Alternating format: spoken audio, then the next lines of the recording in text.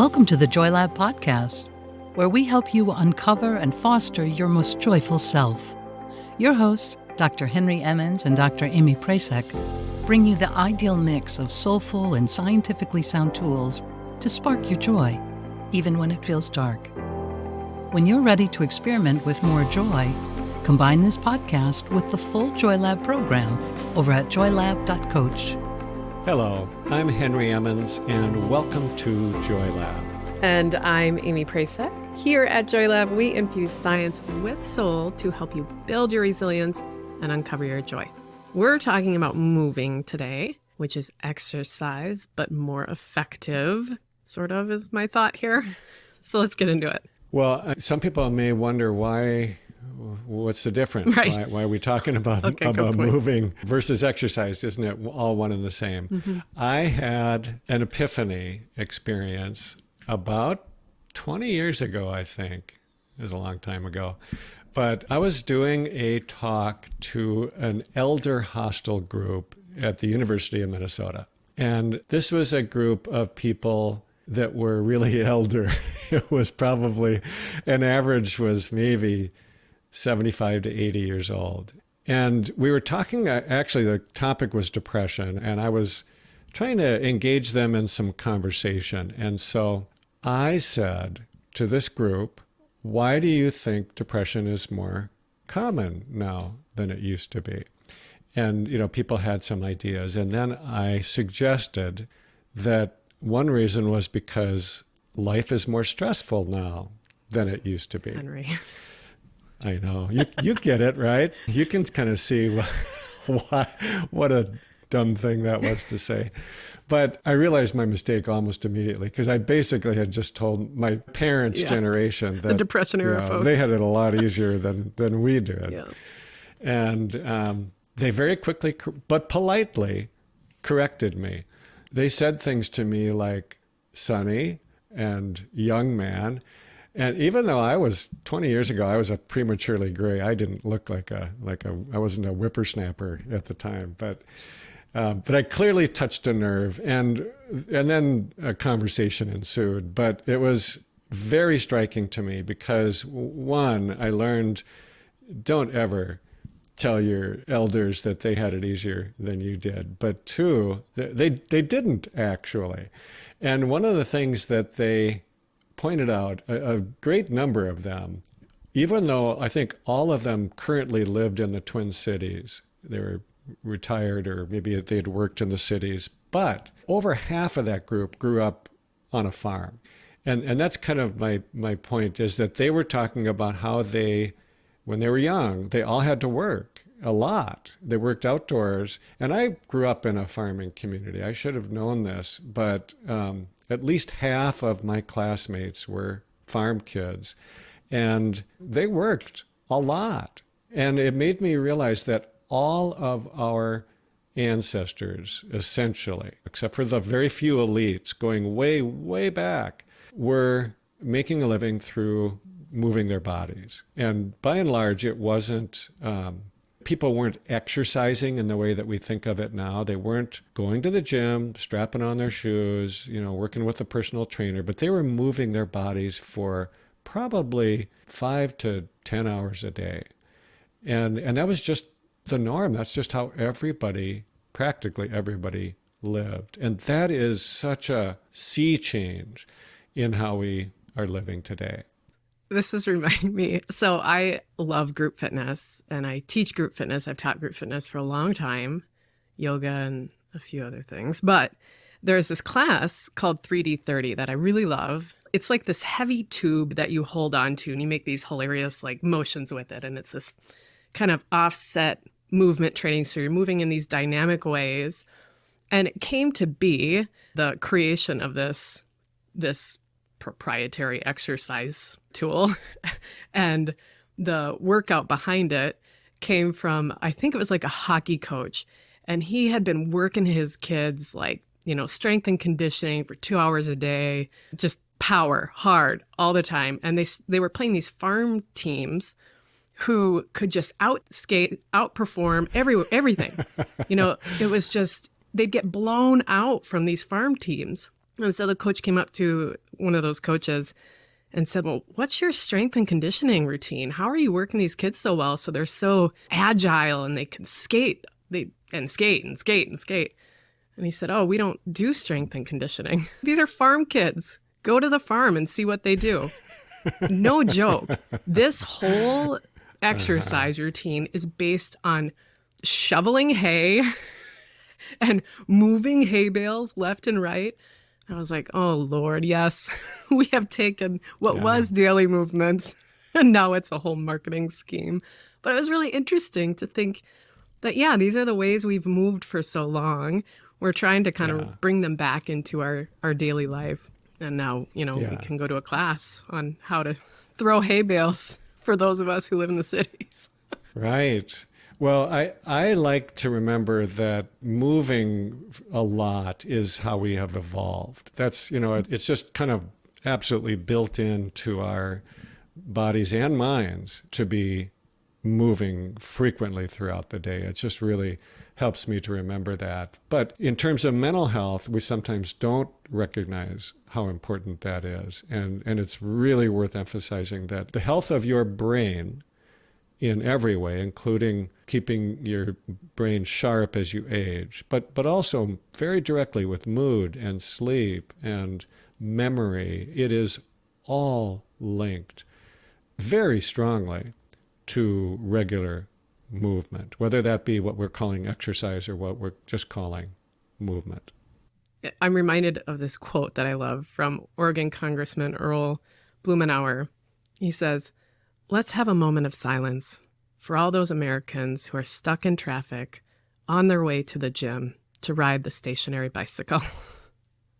I love that because it's sort of that exercise perspective, right? I need to go get my workout in. So I'm going to sit in traffic in the car until I get to the gym.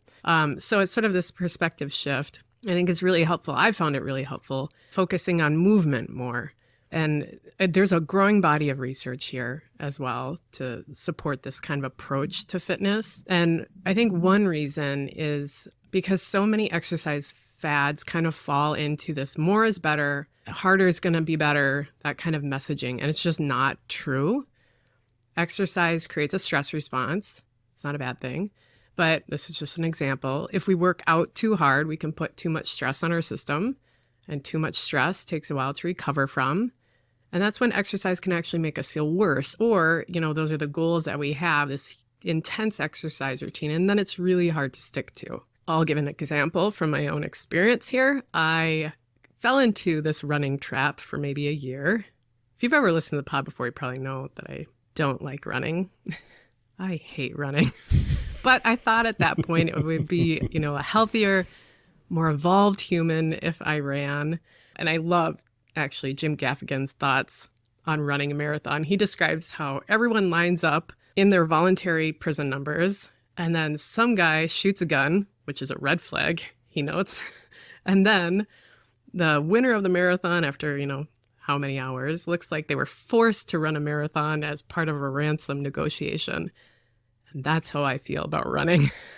Now, other folks might love running. Good for you. I think that's great. I'm proud of you. I just don't want to join your club anymore. But that's it. I think that's what movement can do when we maybe have that perspective shift. It puts the attention back on ourselves in a really healthy way, I think, of how a unique way of moving might be more nourishing for us. And that might be running for some of you. For me, it's not.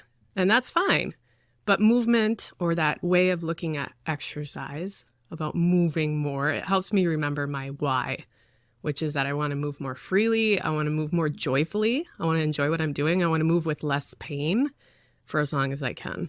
Amy, did you just link running with a hostage negotiation? Yes, absolutely. I think running is the worst. If you're going to chase me, I'm going to just collapse. Every now and again, I'll run a sprint. And part of me sprinting is when I have too much molten in me. I need to get out a little bit of energy before my volcano erupts. That's a great way to distinguish perhaps between movement and exercise, that sometimes you really need to make it more intense. Yeah. Sometimes it's really good for your body to move in an intense way, which I think is what we're calling exercise. And, where you get your heart rate up, you maybe even break a sweat, you're really working at it and doing it for a long enough period of time. And that can be super good for you. I am a fan of both movement and exercise. I am a believer in the need to do more intensive, kind of high intensity movements from time to time. On a regular basis, but doesn't have to be every single day. And, one of the reasons it is so good is to get out some of that built up energy. But also, I think you said this earlier, that it places a good stress on our bodies. This is a positive kind of stress that exercise creates, and movement probably doesn't in the same way. So I wanted to also bring up a researcher that I just really like his work, and I think he's made a real contribution to thinking about the importance of movement and this acknowledging that sitting is the new smoking. It's bad for our health to sit too much. And that is Dr. Levine from the Mayo Clinic, who started out this area of research that he called NEAT, N-E-A-T, which stands for non-exercise activated thermogenesis. So basically so saying that you can boost your metabolism even without intense movement that we call exercise. So yeah, love that. He is the guy that I don't know if he was the first to develop the standing desk, or if his research was early in utilizing the standing desk. But that's what he did. He himself used a standing desk in his work, even meeting with patients. And, not just a standing desk, it was a treadmill desk. And so he would have it turned up just enough to be moving at a very slow walk, but it would be for hours a day. And his research shows how doing that is so beneficial for boosting your metabolism, helping deal with insulin, blood sugar problems that we should talk about someday, inflammation, weight, all of these things, and not to mention just your sense of health and well-being that comes from moving a lot like that. So I love the term non-exercise. It makes it very clear that you don't have to be moving in a super intensive way in order to get a ton of benefit from it. There's something inviting about the word non-exercise, and also this is good for you. I want to talk about some strategies here of how we can move more, just like ideas to spark some creativity. But first, I want to note what you returned to about good stressors and exercise. So there's, again, something really powerful about pushing yourself a little bit here and there. And I love this idea with what's called the cross-stressor adaptation hypothesis, which is this idea that through exercise, particularly some aerobic, so some cardio stuff, getting your heart moving, you're pushing yourself to an exertion level that you can maintain, but you're maybe having a little trouble telling the story while you do so. Anyway, you're activating the stress response. And here's the best part, I think. If you can do that in a way that is sort of joyful, maybe you're in partnership with somebody, or you have like a buddy, or you're in a group exercise, or you're listening to music, or you're appreciating the scenery, and then you sort of go a little easier for a moment, that moment when we start to recede is going to downregulate that stress response, right? So it's that pattern of good stress and then coming down in such a way that you feel good. You're sort of in that more joyful state. And that translates off of the mat or off the field or off the pavement into psychological stressors, so that we can have that pattern of recovery a little bit more easy, which I think is really cool. So to push ourselves through physical exertion can translate into psychological stressors is sort of the hypothesis there. And I think it's very true. So back to some ideas here. I want to throw out a few that have worked for me, some that are even noted in the research. Standing at my desk has been super helpful, as Levine had proposed. I don't have a treadmill desk. I've tried it. Can't do it. Fall on my face. Have you really? Yep. Not helpful. I cannot do it. I cannot type and walk at the same time. I don't think I could do it either. I don't know. My fingers and my feet do not function as independent Yeah. things. Yeah. So I also lay on my stomach when I can, and I've set up like a stomach station where I can work on my laptop. That is those are the conditions of my work. I'm on a computer and I'm at home, so I understand laying on your stomach in your office with your colleagues might be awkward, but hopefully you could stand. Another thing to consider is taking sort of mini movement breaks.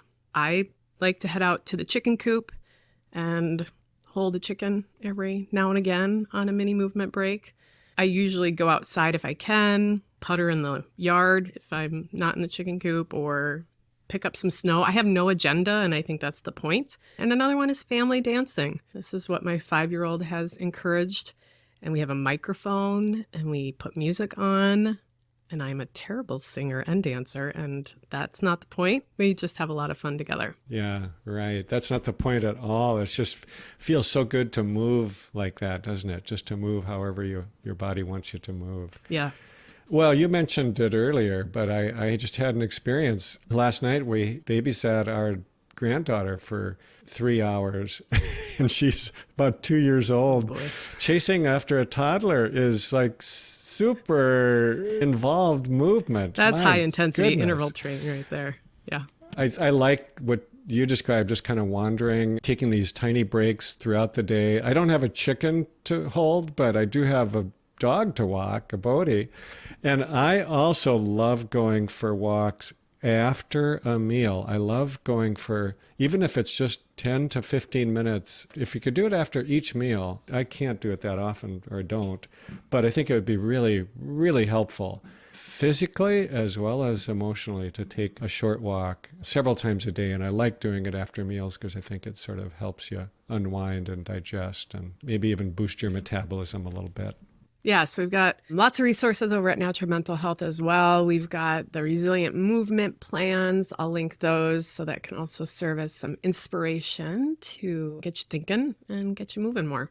Might be worth saying too, Amy, that one of the things we do at Natural Mental Health is we have the different resilient types.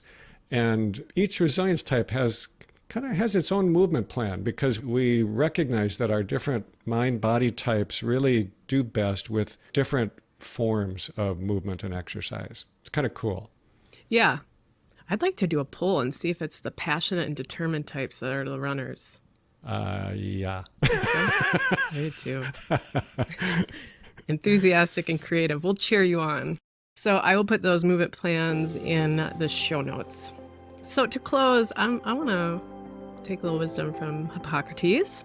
I think it shares a bit of practical lifestyle medicine that we're kind of starting to come back to as a culture. So if we could give every individual the right amount of nourishment and exercise, not too little and not too much, we would have found the safest way to help. Thank you for listening to the Joy Lab podcast. If you enjoyed today's show, visit joylab.coach to learn more about the full Joy Lab program. Be sure to rate and review us wherever you listen to your favorite podcasts. Please remember that this content is for informational and educational purposes only. It is not intended to provide medical advice and is not a replacement for advice and treatment from a medical professional. Please consult your doctor or other qualified health professional before beginning any diet change, supplement, or lifestyle program. Please see our terms for more information.